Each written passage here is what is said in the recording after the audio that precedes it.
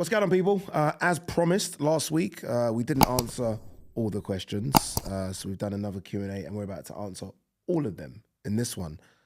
Now, for those of you asking, it does go on the members first, but I do then release it a few days later for everyone on YouTube. So I think a few people have asked, like, Ade, why is it going on the members? Well, because they're members. But it does go on the normal YouTube straight after. All right, you first or me? All right, I'll go first because you always read the first one. I have a question here that really interests me here. So this is from the man who bleaches. That's his name. That's the man who bleaches. Yeah, literally BLECHES. Yeah, that's bleaches. Yeah. I mean, it's a living, I guess. Ade Gman, with Christmas coming, if you could spend a Christmas in any time period in history, when would it be? That is, for me, a straight answer. Victorian Britain. Charles Dickens, A Christmas Carol. Interesting. You ever seen the movie? Yeah. It would have to be, wouldn't it? See, for me, I've got, when he said that, I don't know why, but I just went a bit, in my head, it's probably going to get all a bit soppy, but I just went a bit personal. So in my head, I was thinking, when I first came from Brighton, and my dad was around, so my dad was alive, and I remember those early Christmases where it was like, we're all young, my dad, my mum, my sisters, my brothers, and just, I feel like that was the last time Christmas felt like Christmas. Really? Yeah, like nowadays, my mum puts a lot of effort in. We go to my sister's house or my mum's house or whatever, and I'm barely there. I go for an hour or so. But when you're young, you're forced. You're not going anywhere, are you? Now I kind of just fly around to people's houses. So I think that time, which would have been early 90s, when you felt like, I don't know, I remember Home Alone. Yeah. There's always Die Hard. There's always a movie that represented, stupid, Die Hard doesn't, but Die Hard's weirdly a Christmas movie. It's a Christmas movie, but it's the furthest thing It's from it, not. but still. They So always yeah, show it. I'd go to, I know you went to more, but I'd go to a personal one. I'd probably say sort of early 90s in my family. So I think because I've just spent Christmas at home, and we never really go away for Christmas or anything like that. And in Ireland, traveled, dude. I've traveled so much for Christmas. Really? I've always gone back to Nigeria, like, because that's like a party thing.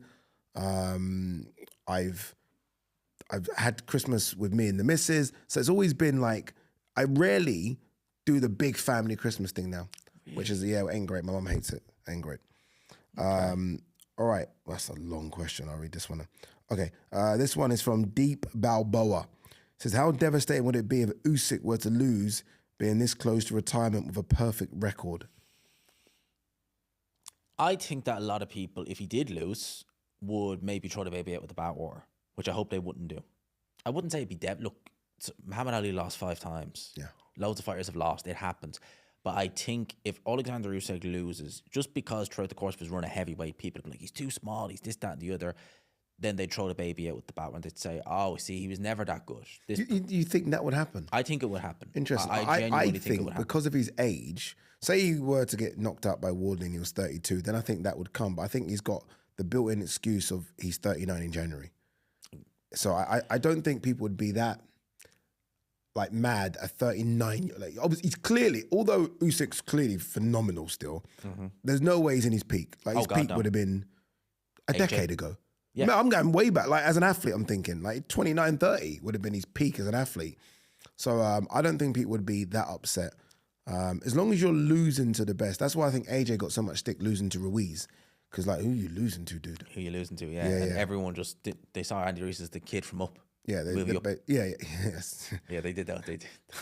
The people Please are Google, people are vicious. Google that, by the way. Google what he's talking about. You the understand? Kid from Up, yeah. People are vicious. Chris Bennett, Ade Gman, as a fan of darts, I love that the sport has grown.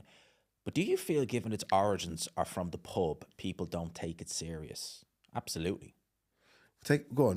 What do you mean don't take it serious? So I think darts is a sport, right? It's a fun sport to watch. Yeah, is it a sport? It is. But there's no athletic ability required, is there? Like your heart's not racing, is it? Playing darts. I mean, you're not out of breath, are you? You wouldn't be out of breath. I'm sure your heart would be skipping. Is chess a sport? You could argue it is, yeah. Okay. Because mentally, it's mentally, it's mentally absolutely draining. Yeah. I think that is a stigma though, because you go and look at the players in the 80s, and they were filming them on stage, smoking away, drinking pints of beer. That's been gone since the 1980s. But it's a stigma that still sticks with it. Yeah, They still associate I it. love darts, so please don't take it as no slight on me asking the question of if it's a sport. For some reason, when I think of a sport, I just think of a sport that requires you to be in physical shape. And I look at the recent darts winners. So you look at the world champions, apart from Luke Humphreys, the recent champions, so MVG, Luke Littler, Michael Smith, they're not exactly. What about Gerwin Price? Gerwin Price, was he world champ? He wasn't world champ. He was world champion. Was he world champ? He's in shape. He's in big. He's playing rugby. He's playing rugby, didn't he? And some of them are, I think some of them know now that they do need to be in better shape, because Luke Littler can get away with it now at 18. But you see players in their mid-20s and they're like, because they're on a hot stage, they're up there. If it's a world championship, they're up there for 2 hours. You need a certain amount of fitness to be able to do that. So I think now you're starting to see a lot of players are taking the fitness aspect of the game a lot more serious. Okay, fair. All right. Deep Balboa again says, will we ever see a bigger historic event in our lifetime than 19th of May 2024 when Usyk became undisputed heavyweight champion? I hope so. I hope we do. I hope so. But if that is it, then I'm fine. He's right, it was historic. Because it just felt like we were chasing that undisputed fight for years and years and years. Whether it was Usyk or Fury, it didn't matter. It just seemed like whenever there was a chance, someone lost.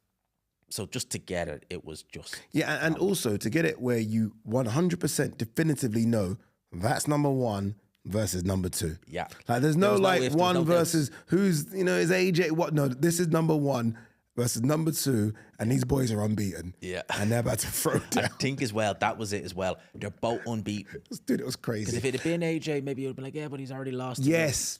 No one beat. No. Someone's all had to go. Someone's all had to go. And then you had all the build up with John Fury, the headbutt. Oh, yeah. Dude, I'm not joking. I still like now get goosebumps of the idea of the ref saying, come to the center of the ring and here we go. And that bell guy, and I'm thinking, It was amazing, oh wasn't my it? God, this is going to happen right now. It was probably not. I probably won't get anything better than that. Not in my lifetime. I don't think. I hope we do. Yeah. And if we do, it's going to be something amazing. Mm-hmm. Jason Porritt says, who had the most disappointing career out of Audley Harrison, David Price, and Joe Joyce, considering their perceived potential? That is a great question. I'm going to answer. David Price win a bronze medal? David Price won a bronze medal. So we have a Olympic. gold, a bronze, and a silver medalist here. That's a great question. I'm going to say David Price. Because I remember, people might laugh at this, people will laugh. I remember when David Price was favourite to beat Tyson Fury. I remember that. Like David Price would beat Fury. Like it wasn't even a thing. Like it wasn't even controversial. Yeah. He was prospect of the year in 2012. I'm going to say Joe Joyce, because the wins Joe Joyce has are better than the wins the other two guys have. And I think the biggest mistake he made was taking that Zille's ankle. No. That's why I don't think Joe Joyce. What was the question again? Who had the more disappointing career? That's why I don't put Joyce in there, because Joyce actually beat some cats. Wins, yeah. Yeah, some good wins. Whereas David Price beat nobody.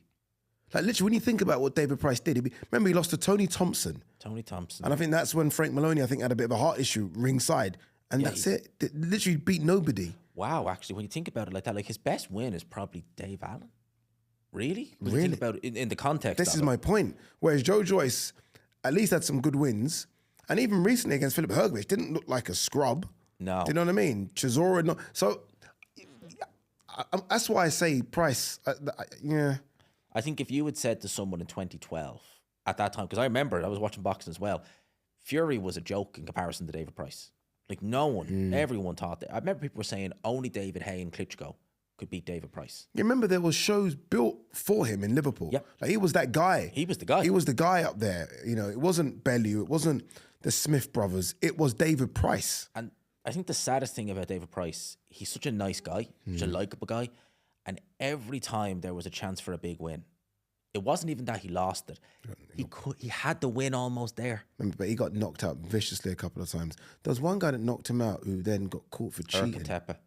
And he looked like the Michelin man in there. Tepe, yes. His house got raided. He had that much PEDs in it. Yeah, Tepe. That Jesus. was a bad knockout. Bad knockout. Povetkin? Povetkin knocked him out bad as well. 10 more seconds in that round against Povetkin. Pricey could have been Didn't very Pricey different. hurt him? Literally, he dropped him at the very end of the round. but literally the bell went as Povetkin's getting a count. Shame. And you just think, if only that happened with 15 seconds more, Yeah. what might have been. I didn't really have any much expectations for Audley. I wasn't really watching much boxing. My first memory of Audley is when he fought David Hay. Yeah, no, I remember Audley because a prize fighter. Audley had a couple of... Yeah, he won it a couple of times. Yeah. He was, And the Michael, was it the Michael Sprott knockout? Michael Sprott knockout where he had knockout? like one arm or something. Yeah, and he landed a vicious left hook, I think it was. Yeah, knocked him out cold. Knocked And he him was out nearly cold. on the verge of... So I'm going to say Price. You're saying Joyce. I'm going to say Price. That's a great That was question. a great question. As soon as I seen it, I was like, these names, the three of them, I mean, God. Oh, this is a great question from Oxygen Silver 4563. Really good question. Is boxing evolving technically, or have we reached a plateau where the best fighters are just refining old school fundamentals? Is boxing evolving technically? Well, you could, I don't think it is evolving technically. I think it's evolving because of, as we spoke about earlier in the video, the Ade and Gman, in terms of SNC stuff, yes. it's evolving. But technically, I mean, is there any boxing now technically better than ones of yesteryear? They do things a little bit different. Like the likes of Usyk and Loma would use their feet. Oh, a lot those more than Eastern boxers Europeans used are yesteryear. frightening. Yeah. So that you could say it's evolving with the Eastern European influence. They're relying on their feet a lot more and stuff like that. But in general, the core style, no. You know, think I it's will just say this refined. though. I don't think I've seen a fighter like Bivol before. No, never. That kind of movement that Bivol has, that kind of weird. Yeah, I haven't seen anything like that before. That's very different. Before or since, no one's ever really tried to replicate that. No. But in terms of like Devin Haney, for example, is literally doing what Floyd was doing in terms of in the ring, sharpshooting, picking your shots, defensive. He's not really improved it or changed the game. He's just refined it. Yeah. Essentially. Yeah, I think the only ones, you're definitely going to get no improvements from American fighters, but the only ones that you are potentially going to see sort of where you can say, okay, they've evolved is the Eastern Europeans that are now just flooding the market and are just frightening. It's frightening because they literally train you for everything. Like we had never seen anything before Loma. Like Loma was like Loma came and I was like, what the hell is this? What's he doing? I seen a meme where it was like Vince McMahon crying and they were like, when you realise Loma was never undisputed, how talented he was, you were like, you're actually right, because when we seen Loma, we ain't seen anything like Loma. Wow. Okay, WBA Mitch asks, on the team of stoppages, what's the worst you've seen? Give me an early or a late one. So it's not just early stoppage, it could be a late stoppage. A late stoppage. Someone that's been taking a beating and like ref jump in. I've seen so many. I'm trying to think of one which is like... Well, there's one, but it wasn't a stoppage. The referee should have stopped it, but he didn't stop it at all. Go on. And that was George Groves Edinburgh Goodneck.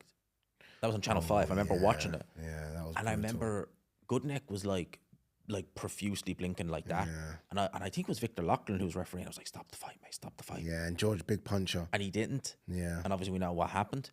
I've seen one of the worst early stoppages I ever saw was Enzo Macronelli when he fought, I think it was Oval McKenzie. And do you remember, it was on Sky, or was it Box Station? It was on Sky. And Ian John Lewis was the referee. And like, literally, I think Oval barely like buzzed Macronelli. And it was the first round. And Ian John Lewis just stopped it. And the comment, Jim Watt was on, and Jim Watt being Jim Watt, he's like, no, you can't stop that. What are you doing? Yeah. Was that a Scottish accent? That was me attempting to do it. Okay. That might... Failing. We shall move on. But you didn't tell me yours. No, I can't even... I'm trying to think of anything crazy. I can't think of anything. There's so many. I can't think of one come to head at the moment. Just a crazy early stoppage. It might be the Paulie Diaz one, and Paulie loses the plot. Yeah. You might have to watch that one back again. I'm trying to think. I remember his face in it. When He goes crazy. Paulie goes crazy. And what I like about Paulie is that he's got such a mouth that you ain't stopping that guy. Remember, he's talking in Italian in New York. You ain't stopping that. What about Joshua versus Takam? That was a bit of a... That was bad, wasn't it? Yeah, because Takam was fine. It was good to go. Yeah, he was good. Yeah, that was really bad, actually. All right, this one says, I do love me some chicken. Ade, what is happening with Liverpool? Seems like teams have figured slot out. What is happening with Liverpool? I'd like to know as well. We just lost 4 games of football. We've just won 3 on the bounce. No, I don't know what's going on with Liverpool at the moment. There's a part of me that thinks, and this isn't a built-in excuse, I promise you, but I do think the Jota thing's affected a few mentally. No, it has. There's no ifs or buts. Losing Diego Jota, I knew as soon as you played Bournemouth when you won that game 4-2. But the first thing Slot said was when we were, I think 2-2. He was like, "Where's Diego Jota?" And I was like, "Yeah, there it is." That's yeah. Once he said that, you know what someone said? I was watching a podcast today, Anfield Rap, and they were like, "We seem to forget that these are basically teenagers and young boys." You know what I mean? There's a few men, but it's still a group of young boys that have just lost their best friend. Yeah. And they still have to go out there and do a job. So I think that's affected them. Obviously, Liverpool should still be a lot better, but just the death of a friend where you just got to carry on doing your job. Whereas most people, you grieve and you're allowed to grieve for as long as you want and then I'm okay now, I'm ready to go. But as a footballer, you've almost just got to carry on. No, and then you're straight back in, and you have the likes of Virgil's been he's been looking a little bit off this season, his tackles and stuff like that.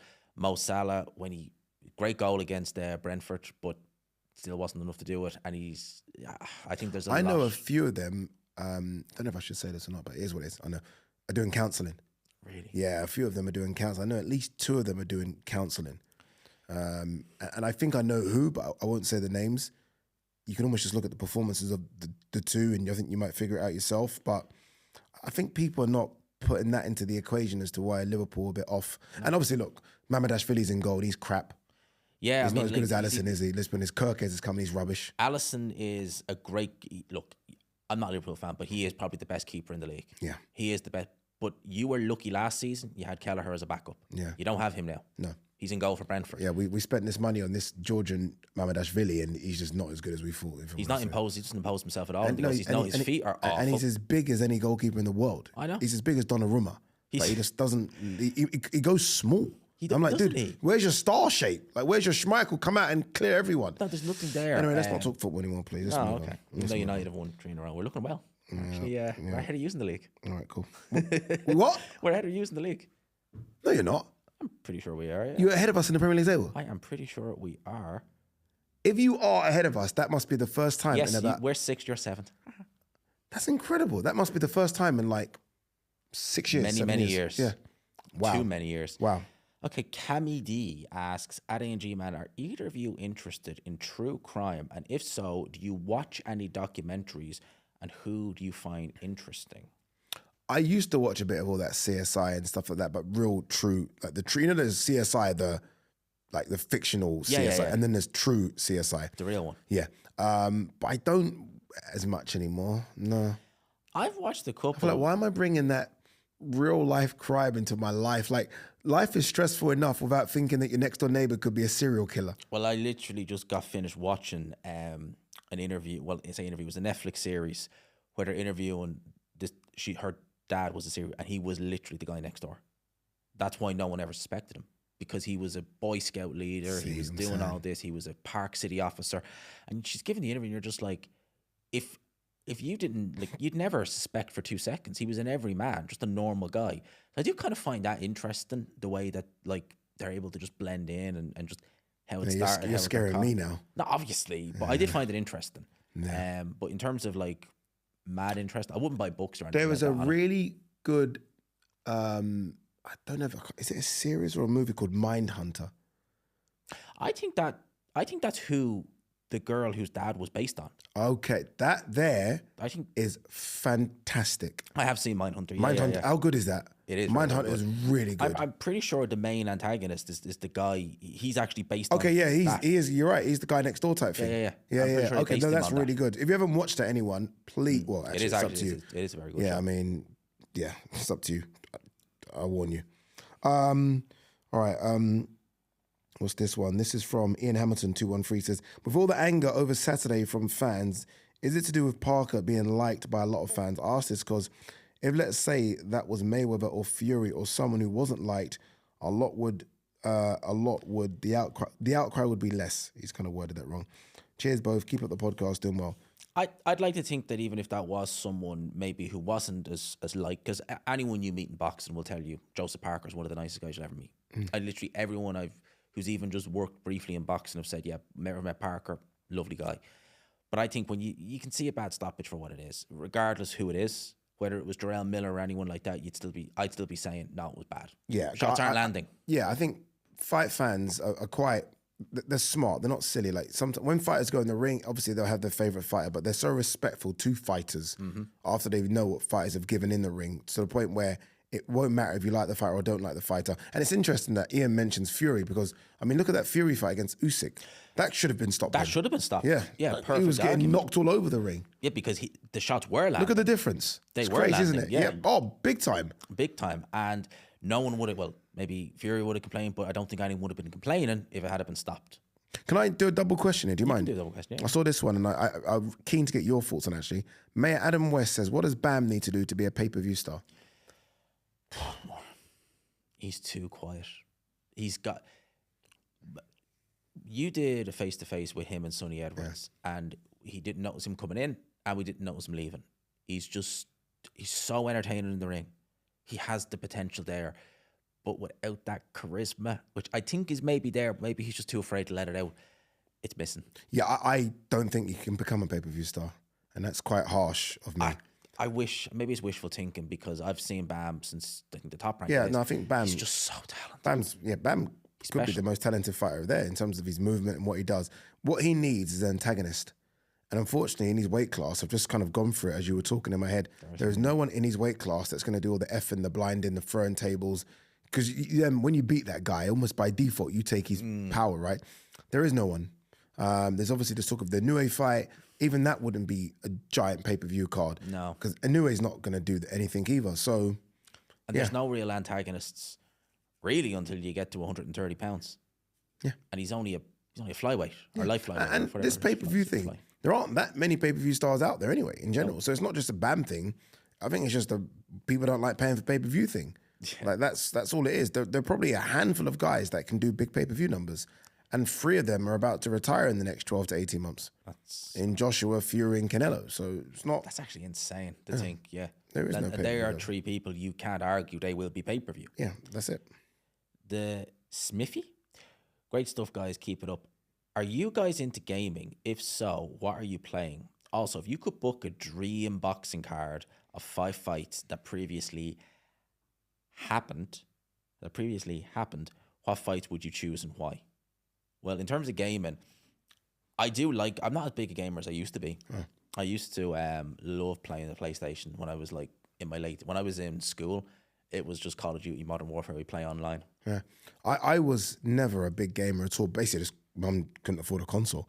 But I did used to go to arcades and play Street Fighter. Like I used to be obsessed with going to, there was a Filipino shop literally 5 minutes from my house. I'm not joking, dude. They had Street Fighter 2 and then they had Street Fighter 92 that came out, yeah? When I tell you this place was packed. Like, it was a winner stays on, £1 gets you about 7 credits. I'm not joking. It was a sea of people. One arcade machine, like one arcade. And it became like the place to go. I'm not joking. Like people would stay outside. I miss it. It was called Mabui's or something. And everyone, Mabui's, it was in Plaster. If anyone remembers, drop a like. And people used to, like, Mum, where you going? Mabui's. Mum, you got £1, please. I need to play. I used to be there from like, I don't know, early morning to night. It was the place to go. There are things arcades were kind of not really a thing when I was growing up. They were kind of coming to the end. But you see like clips of the 90s and it just looks like the place to be. It looks like so much fun. Dude, it was. Arcades. Dude, it was incredible. And like, I just remember how good those Filipino boys were. They were so good. You didn't stand a chance.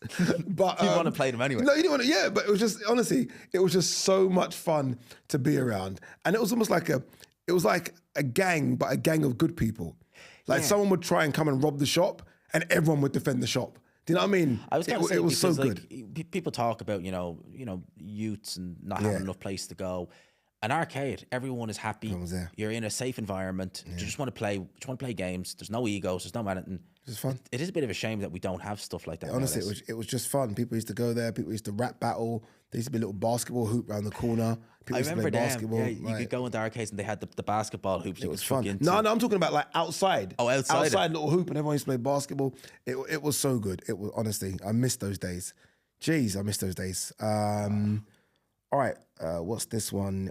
Brian Power 3005. Last couple people says, do you think Moses Itauma with his boxing style has longevity for years to come, or there's a chance he might peak too early like Mike Tyson did, as he's climbing the ranks so fast at this age? Thanks, love the show, guys. That's a good question. Well, he's not gonna peak too early. He's only fighting 4 minutes a year. Well, that way, yeah, that's a very good point as well, because Mike Tyson, even when he was world champion, was fighting crazy amount of times. Yeah. They do say the earlier you start, the quicker you peak. Of course. Because Prince Nazim was 8 when he started, and he was 27 when he finished. Then he was done. Yeah. So that is a bit of a worry. It is a little bit, and you do see it in other sports, like Luke Littler saying, I won't be doing this when I'm 30. Phil Taylor in his 50s. So I think it's a mindset thing. You really? I really do. I think if you are, it's very rare, but if you are, and obviously this is the hurt business, so it's slightly different, but if you are LeBron James, Ronaldo, Cristiano Ronaldo, like where these guys spend millions on their body to make sure they are eating the best food and living the best life. And look at both of them. They're both in their 40s now, and they're both still playing at the, elite level kind of, right, for Ronaldo. If Moses, my worry with Moses isn't his ability, it's the pressure of just being that guy and the fame that's going to come with. Mo's a good-looking guy. I was at an award show with him, and he picked up an award. He hosted an award at the Mobos recently, so he's now becoming known. How do you handle that? How do you go from no one knowing you as an 18-year-old kid to now everyone knowing who you are and you are making a bit of money? I can't imagine what a 20-year-old, what it's like to be a 20-year-old fighter. Exactly. Having £1 million in the bank. I don't know. AJ was 27, 28 when the real fame, like the real fame happened. What, Klitschko takeover? You mean Klitschko kind of even before that, 2015. So he was about 27, 28. And you could see, like, with AJ, look, I'm sure he enjoyed it, but, it was pressure. Yeah. This level of fame might come at 21, 22. I know if I was 21, 22 and that happened to me, I wouldn't have been able to. I would have just gone God knows where. Yeah, it's going to be difficult. So I just hope that he's got good people around him. I'm sure he does. He has his brother. Yeah. He has his family. And I'm sure they will keep him on the straight and narrow. I'm sure his brother will as well. Carol Itauma, good fighter in his own right. I'm sure he's got good people. I really do. I hope that he doesn't fall into the trappings of success that Mike Tyson fell into. I really hope that's more of a worry. Oh my God! That, please, I'm 20 years old. I'm making this money. I'm making 6 figures or 7 figures. I'm knocking out people in a round. I'm knocking out people in 2 rounds. They're hyping me up. I can do whatever I want. That's my biggest worry, that he goes down those roads. Yeah, because then it's a what if story. Yeah. All right, go on. Last one. I had it. Oh yeah. Who wins these fights? Wardley versus Ruddock, Dubois versus Bowe, Bacoli versus Abeyabuchi, and Hay versus Floyd Patterson. I think Hay might be a bit too big for Floyd Patterson. Floyd Patterson was a middleweight. And then he went up to light heavy. Yeah. I think Hay might be a bit too big and too fast. In the history of heavyweights, Floyd probably ranked higher, but I think David Hay is just too much for him. What was the other ones? Bacoli versus Abeyabuchi. I take the president. Prime president. I take him. Prime president. Yeah, I take him. Yeah. Dubois versus Bowe. Oh, wow. Oh, wow. Riddick Bowe, Big Daddy Bowe might just be a bit too Big Daddy for him. Big Daddy Bowe might just, never mind quitting. Daniel Dubois will be. Daniel Dubois might not fight again if Riddick Bowe got his hands on him.